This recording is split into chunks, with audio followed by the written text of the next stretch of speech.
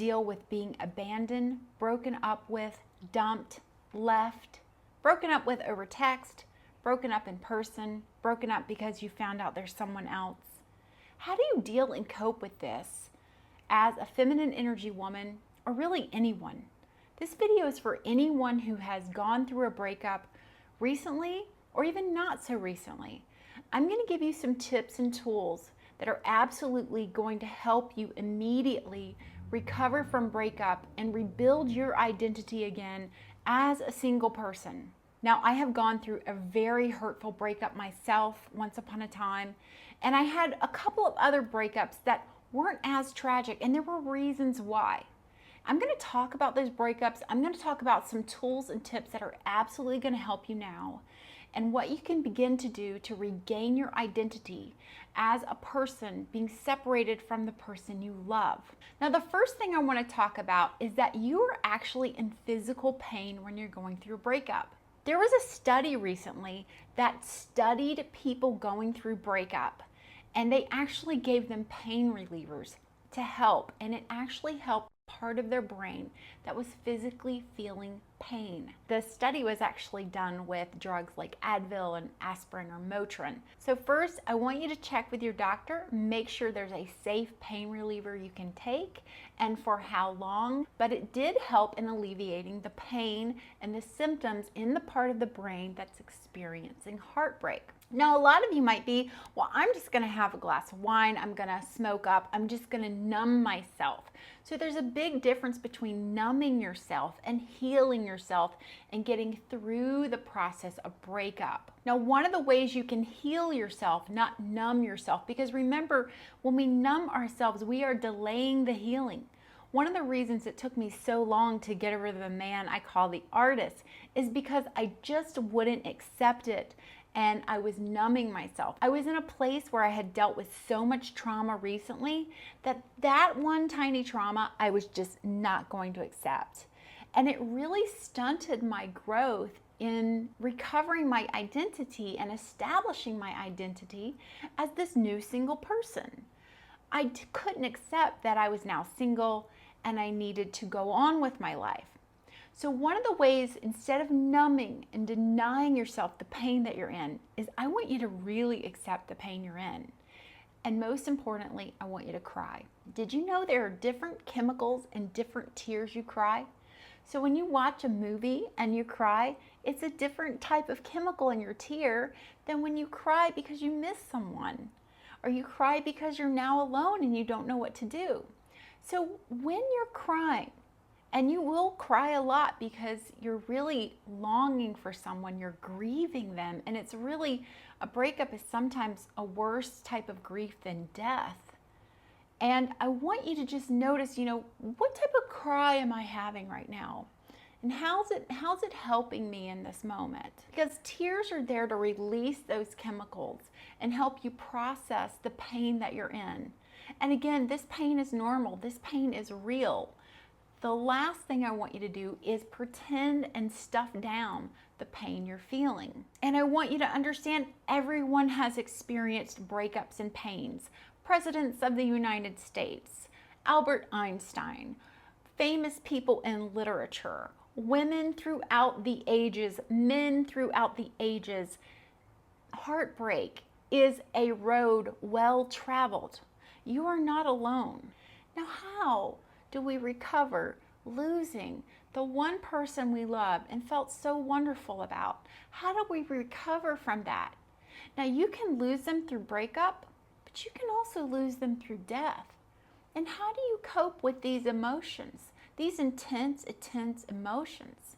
We've got you understanding your pain is natural and normal. We understand the importance of crying to release chemicals. This next thing is, I want you to begin to move your body. Even if you don't want to move your body, I want you every day to get out and move your body and commune with nature. And if you go out into nature, I want you to set the intention of nature, what can you show me today?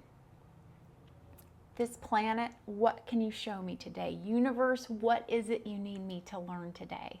And I want you to go out with that intention and see how this earth and the universe and all the love on this planet from everyone before you and everyone who will be coming next is here for you to support you and be there for you. Can you go out and feel that love? Can you embrace that love that everyone who has had a broken heart and everyone who has had a wonderful, joyous relationship, reconnection, whatever it may be, is also there for you? That possibility and potential is there for you. You are here in the world of breakup for a limited amount of time. You're here in the world of grief for a limited amount of time. You may never forget it. You may always feel a little bit of that pain and that loss. But you're also here right now on this beautiful planet surrounded by love. I want you to just be open to that concept and get outside and move your body, or move your body in your living room or your bedroom or whatever you can do. Commit to doing at least 10 minutes to 30 minutes a day to get some of this chemical and trapped energy out of your body. Because when that person has walked out and left you by either death or breakup, you are becoming a new person. You are changing. So let's talk a little bit about exercising your mind. I want you to begin to notice when you're having a feeling. It could be any feeling. And this is something I teach you in my ebook, 500 Ways to Talk to a Man. I want you to start to notice these feelings and the thought that's there. Now, you might begin to only practice this when you're experiencing something negative, such as pain or grief. But I want you to also start to experience it and notice it when you're having a good experience or you're excited about doing something. What am I thinking? A thought is so part of your automatic brain. Your brain will just think thoughts and you're not really even doing it, because you're not your brain. And you'll start to have a feeling because you're having that thought, but you didn't really decide to have that thought. Your brain put that together for you. So that's why I want you to begin to notice your thoughts. When you can notice that first thought, you can go, oh, that's why I'm feeling like I miss him and I want to cry right now, is because I'm thinking about, I saw something that reminded me of him, and my brain said, hey, this is the quickest, fastest way to solve the pain we're in. All right? So remember, your brain is a problem-solving machine, and it doesn't want you to be in pain. So it will try as fast as it can to solve a problem for you, which usually means, let's pick up the phone and call him. Let's drive past his house. Let's do something to soothe ourselves, drugs, alcohol, food, whatever it may be. And it feels really urgent. It feels like I've got to do this now and I have to get myself out of here, but you really don't. So these painful situations like grief or urges, even for urges for alcohol or anything like that, I've been told they last actually about 90 seconds. So I want you to just begin to notice how long that feeling lasts in your body and what the thought is you're thinking, and that you have the option to actually change that thought. So if you're saying like, I'm thinking of this person and they're never going to come back for me, or I'm not good enough, you can't jump to they're going to come back and I'm perfect and everything's going to work out. You can't make that leap, but you can say something like, I'm becoming a person who is a little more secure on her own. I am having the thought that this person, I wasn't good enough for this person. I'm having that thought. But I'm also becoming a person who feels or thinks whatever. So once you begin to transform your thoughts, you'll get liberated from the automatic response of the brain, which the brain, again, it can be kind of this dark, problem-solving, childlike way of finding a solution for you, and it can feel very real. Hence that urge and that urgency to pick up your phone, call him, text him, fix everything right now. So the last thing I want you to do is notice your urges while you're going through heartbreak. Notice that urge you get in your body, and where is it? Is it in your hands, your face, your chest, and what does it feel like?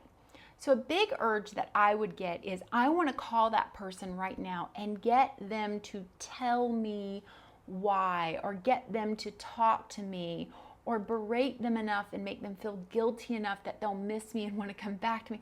It was just always some sort of convoluted thinking to get my way, to bring back my happiness. And not only does that not work, nothing positive is gained through force, but more than that, I was having that urge happen in my body. That was my brain going, hey, this is important. You've got to do it now. And you don't. You don't. You're a powerful dynamite woman, or you're a powerful dynamite person, and you can just notice that urge. You can just go, oh, there it is. Telling me to text, telling me to call, telling me to open a bottle of wine, telling me to go to my neighbor's house and tell them, whatever it is. I'm having that urge. Where do I feel it? So for me, I would feel it kind of in the center of my chest. It would be like it's burning hot, like I needed resolution now. And I want you to just sit with it. I don't want you to go, okay, there's the urge. It's got to go away. I have to get away from it. No. I want you to be like, oh, there it is. There's that primal response to do something, to make something happen. That really is masculine energy. Because I got to fix this. I got to solve this. No, you don't. First of all, there's nothing to solve. You can't really solve emotions. You cannot intellectually solve an emotion. That's the really conflicting thing about heartbreak. Now, if this video has been helpful for you, I have a program called the ABCs to get him back. Now, you may say, Adrienne, I don't want my ex back. That's fine. But if you do, the program will help you. And if you don't, the program will help you, because I rebuild you. This program starts and ends with you, because that's how a relationship starts and ends. It is all about what you're feeling and your experience, instead of all of your energy being all over that man and the experience of you too. It's about finding autonomy. It's about developing your identity away from the man. It's about developing your identity and your aloneness with yourself. It's about uncovering this rich and juiciness about yourself that you can have on your own and in the relationship. It's about discovering your expectations and your needs and desires from other people, and your ability to be happy in or out of a relationship, and how we sabotage ourselves sometimes, how we sabotage our relationships. But I give you the absolute best chances to get that person back in your life. I give you a formula. It works. I devoted all of my intellect, all of my programming knowledge, all of my psychology studies, everything I had ever read and done in gender issues, learning feminine energy. I compounded it into this program called the ABCs to get him back. And that's, to me, why it's magical and why it works. I did a lot of work, I did a lot of research, and I give you a lot of options that are personalized for you. So check out that program, ABCs to get him back, and rebuild you. This work starts with you. It doesn't start with getting the man back in your life and then you're okay. No, you got to get okay. You got to get your energy okay. You got to get all your focus off him. Now, I've said this before, but when Jeff let me know that he wanted to be with me and be exclusive, and this was serious and this was real, I went and took my dating profile down, and who had liked my dating profile that day but the artist? They always come back. They always come back, ladies. Okay? Unless you like really atomic bomb that thing to death, they always come back around. And when he came back around, I was like, you gotta be flipping kidding me. I don't want this loser. Dead broke, poser, weird. Don't want him. What was I thinking? I wasn't. My brain was doing all the work for me. My brain was in a reactive, masculine, someone's turned their back on me, I have to chase them because that's my happiness. I had to work on my identity. I had to develop myself. I had to grow as an individual, and that's what this heartbreak is doing for you. This is magic happening to you right now. Don't deny it. Don't numb yourself up, but definitely get comfort. Get some tools that are going to work for you, and begin to transform your life from the inside out. Then you're going to be a man magnet or a person magnet or whatever it is, because you're going to be shining like a diamond. And when you can have and share that loving relationship and feel good about yourself, you will attract a partner who wants the same thing. Now, if you want to go deeper, again, check out the ABCs to Get Him Back program. And I have some other programs over on my website, everheartcoaching.com. The link is below. I look forward to talking to you all in the comments. Please take a moment, subscribe to my channel. It means so much to me. It gives me support, and it's totally free. All right, everybody. Much love. I'll see you soon. Mwah. Bye-bye.